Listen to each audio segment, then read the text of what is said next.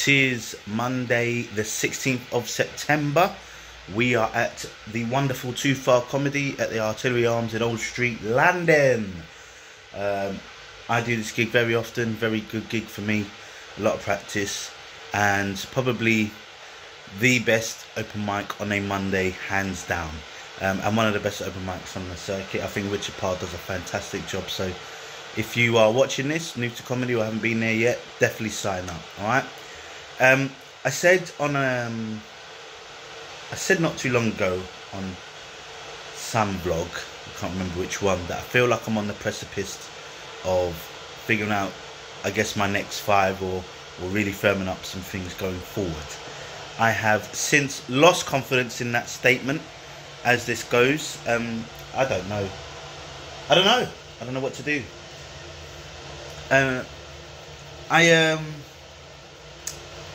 I've been gigging a fair amount with kind of like more experienced acts, and I try not to ask them for advice like a proper noob.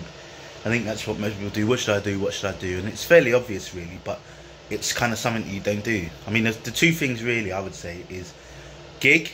Make sure that you get on the gigs and book them and get your stage time. And the other thing that professional comics always say, and this is the only thing they're really consistent with, is right. And I, for a while, have kind of, I guess, acted like I was someone that didn't write things down. You know, I was very loose neck, whatever. But I do need to note some things down, and I need to write, I need to generate, I need to produce more things, to try more things. And I just don't think I'm probably still there enough. So yesterday I went on a little writing session. I done 2 pages worth, or well, 1.5, which is significant for me. The hardest thing is trying to get to the place of trying it out, because I think where I'm quite practiced at remembering, or where I like to think I can remember a lot of stuff through even not writing, I'm very bad at writing things down and remember it. Like, I think a lot of people just, they come out with this entire script like they've been practicing, and I guess I don't practice enough at home.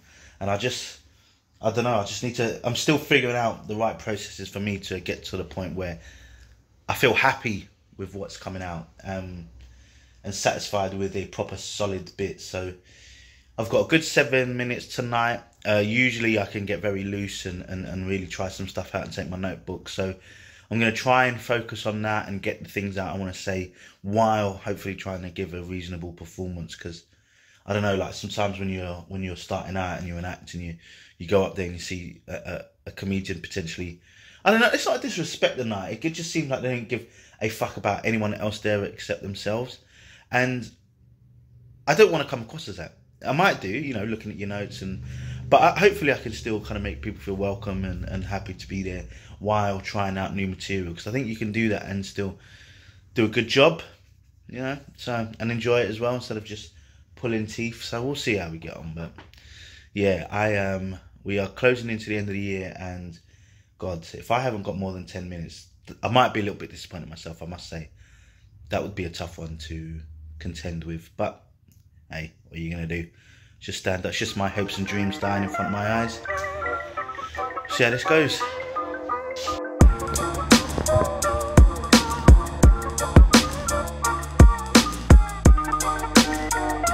To the stage, it's Chris Allen!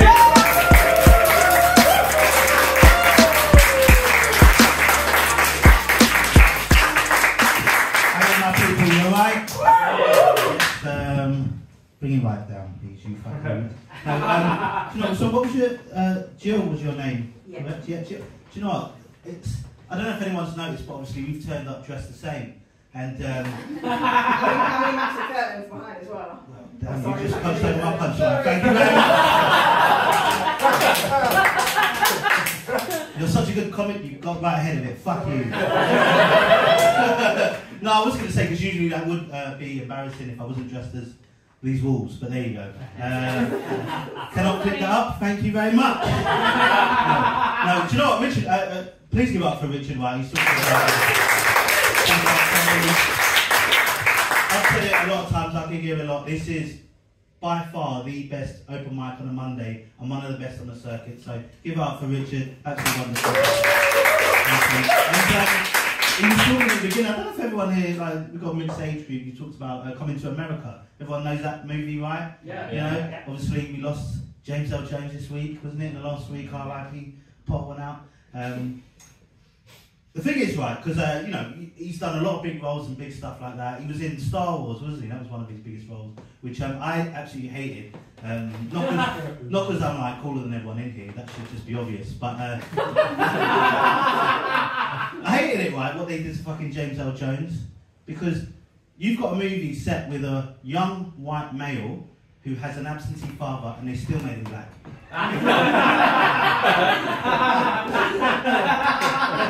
It's fucked up. But I work for the NHS. Hey. That was a lie.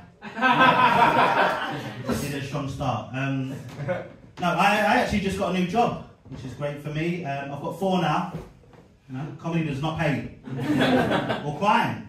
But no, that's a story for another day, which is November 17th, my court date.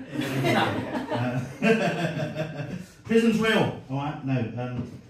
The thing is, right, well, I started this new job, and you know, I don't know if any of you started or work in an office, right? They always put you on like an induction just when you start, isn't it? And they tell you about all their values and things like that. They got to this section about fair pay, right? And I thought, well, yes, great stuff. They said, you know, they really believe in paying everyone at least London living wage, which I thought was great. Yes, I'm going to get £1 million a year. Wonderful. Fucking London living wage, get out of here. And then they went on to the gender pay gap, right? And I actually never really understood what the gender pay gap was beforehand.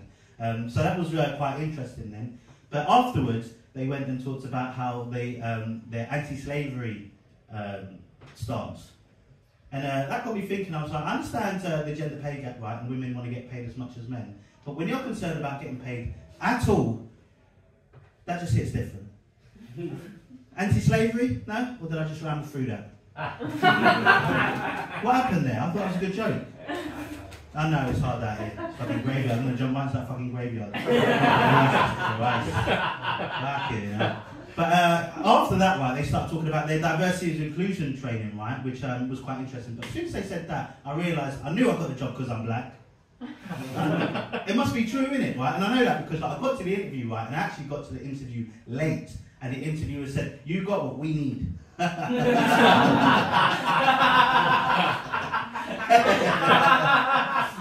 that's a good joke for me. Not for everyone in here, there's not enough black people, that's fine. Do people in here actually, it's a white person joke. Do people in here know who Joe Wicks is? Yeah, for those that don't know, right, Joe Wicks got famous during the pandemic online, right, because he put out videos teaching the young kids of our nation how to get fit, healthy, and talk English poorly. And, he got in some trouble recently, right, because he put out this tweet that said that the reason why there's a rise in ADHD in young kids is because of processed food. You know, which obviously is absolute nonsense, right? Because it was the COVID vaccine. We know this. But I grew up a fat kid, and then I became a fat adult. I'll be honest, I did not see that coming. It's right, because like, when you're a fat kid, right, all people tell you is you'll grow out of it. Grow out of it? I fucking grew around it. What are you talking about, right? Yeah. And like, people always try and tell me that I'm not really, I'm not fat, right? And I understand that because I've actually lost some weight. And that's like, the worst thing about losing weight is because people don't realise how good looking you actually are. Because of how you used to look, innit? You used to look like shit. Yeah. And people try and deny me, saying you're not fat, but I know that I'm fat because like when I go out in the street, people just yell at me, "What's going on, big man?" You know? Like, on the BMI scale, I'm technically obese. Right, which is ridiculous because I think I'm just short for my weight.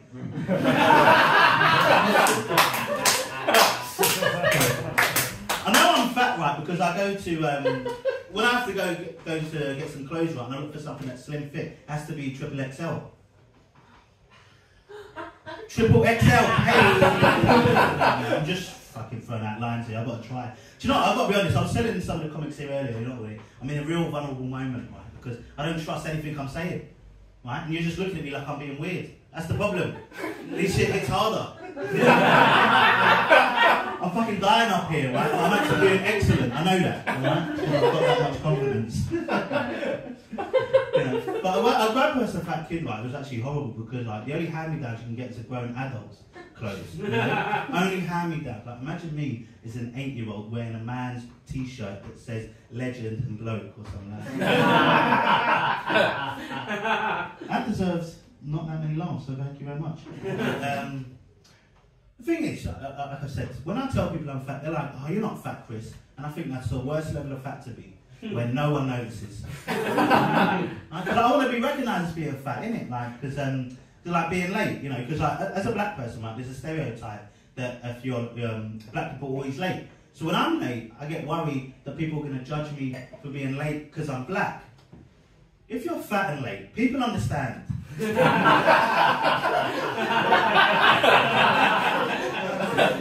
do. Do you know what I mean? They do. People are much more understanding if you're fat than when you're black. But it's just true, isn't it? You know, I wish I was just fat and black. But because the thing is, right? Like, I feel like as a fat kid, I've suffered all of that, right? I want to have the benefits of a fat person, right? Because obesity is actually a disability, right? So I actually want those priority seats too. I do, right? And I feel like when I say that, people look at me like I'm an arsehole, right? Because we all get quite judgmental when it comes to the priority seat, innit? Because if you don't look the part, you know, which is quite cool to say, you're not going to get up, really. You're going to question it. You know, I feel like people are judging me like if I was trying to get into like the Paralympics or something. Do you know what I mean? Because you couldn't get away with that, isn't it? Like, imagine me going to the Paralympics and saying, yeah, my name's Chris, I've come to compete for 100 metres. And like, oh, who are you representing? Great Britain, great, you know. What's your disability? Seasonal depression. Won't work, you know, I mean, that's why I'm in the Summer Olympics, not the Winter Olympics.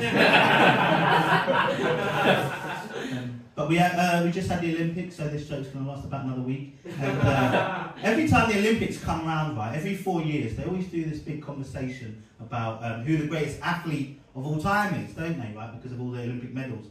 Just trying to make their sports relevant, who cares? And every 4 years, they always put this person on top of the list. Do you know who that person is? Michael Phelps, right? Who said, the only black guy said, oh no, it's a white guy. Sorry. No, it's Michael Phelps, right? And I don't know where this is going to go, but I just think that's another form of oppression against black people. It is, because you're telling me, right, that a white person who swims is the greatest athlete of all time. It's a joke, like, you just fixed it so it looks like that. Do you know what I mean? Firstly, like, you picked a sport where you picked like 100 different fucking activities for them to do. Like, imagine getting Usain Bolt, right? He does the 100 metres forward, right? And he does the 100 metres backwards. You know? And he's doing 100 metres sideways. You know? What's he got to do to prove it, right? Secondly, you picked a sport we know we cannot compete in. I mean, do you remember, what's his name? Eddie the Eel. Does everyone know Eddie the Eel? What country was he from? One of the islands. It was definitely an African island, that's for sure. No, in the Pacific, wasn't it? Oh, right. I'm not. The only reason I've been saying this Eddie the Eagle line, I actually don't know enough about him, so I'm just doing a bit of crowd surfing here. But you're the only person that knows, and that's not very helpful for any of us here because now I'm just talking. So thank you for ruining this for me. I've got 1 minute left, so that's good. I'll tell you this one, Matt, because I've actually got a twin brother. So so nice to have me twice. Was my mum likes to say 2 mistakes for the price of 1. Sweet bitch. But she's a lovely woman. The thing is, right, when people see me and my twin brother together, they say I look exactly like him, which really pisses me off because I think he's fucking ugly. Yeah, but people always get us mixed up, right? But like me and my twin brother, we don't, we have actually 2 separate lives. We don't really hang out, so we've got different types of friends, and London's, it's like a busy place, but you sort of catch people out. So people always come up to me thinking I'm my twin brother, right? And I always pretend like I don't know who he is. So I'm like, not all black people look alike. Do you know what? You guys have been absolutely wonderful. Give it up for Too Far Comedy in yourself. I've been Chris, thank you very much.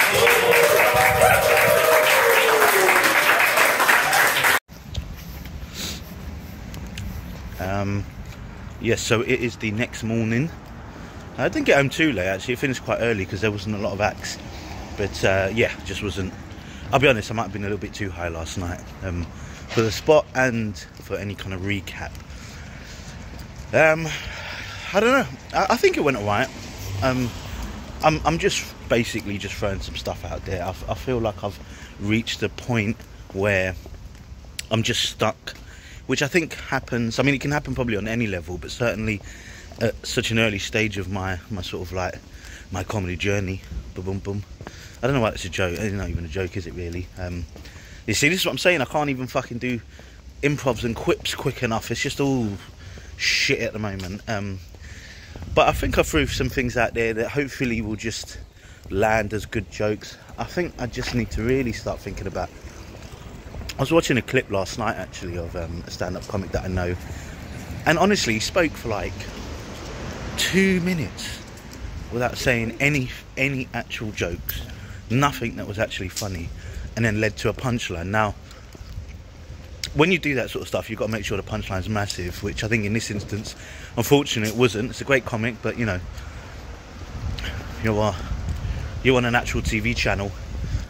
I would hope that you'd have punchlines that was massive, and I think that that's kind of where I'm at, or where I want to try and be. And I think I get quite scared about talking for too long because I don't want to lose that momentum. And I guess I don't really. I talk sometimes about the power of my words, and I want them to be as impactful. And I guess the true test of that is to talk for a little bit more without any punchlines, but hopefully to set up a little bit better about what I'm trying to say, because I just don't think I'm explaining what I'm trying to achieve or what I'm trying to say well enough. And I'm just going for the jokes as quick as possible. And, you know, it's quite easy to get fixated quite early on the jokes that you think are working versus the ones that aren't, because it's like survival out there and you're just trying to get a laugh. But I think as I'm getting more time, I just need to be able to develop a little bit more of a narrative and really establish the ideas. It's not just necessarily about trying to be funny and being driven by the jokes, but actually, alright, I think I can write some jokes. I think I can say a few things that make people laugh. Now, I want to say some things that I want to say in the right ways to really have a greater impact, I guess. So maybe, I mean, I just got some stuff to work on, I guess. I've got, the thing is, even if I just say a lot of words without jokes, I feel like there's enough jokes in there is that if I do a better job of setting it up, it will still sort of broaden out to the time span that I want to get, like 5 minutes plus, and hopefully pushes those punchlines into a bit more of a stronger kind of stance where they're just going to hit harder. I mean, who knows? Who the fuck knows? There might be a few new jokes in there which I can take if I can absolutely remember. Gradually getting there. I don't know. That late for work line didn't really work, and I haven't said it in ages, and maybe it was just a setup, but again, more things to think about. But yeah, it's one of those times where I think I'm going to be battling through to the end of the year. It's been a long year. We've got 3 months left of 2024, so I hope to make it a good push and on to the next one, I guess.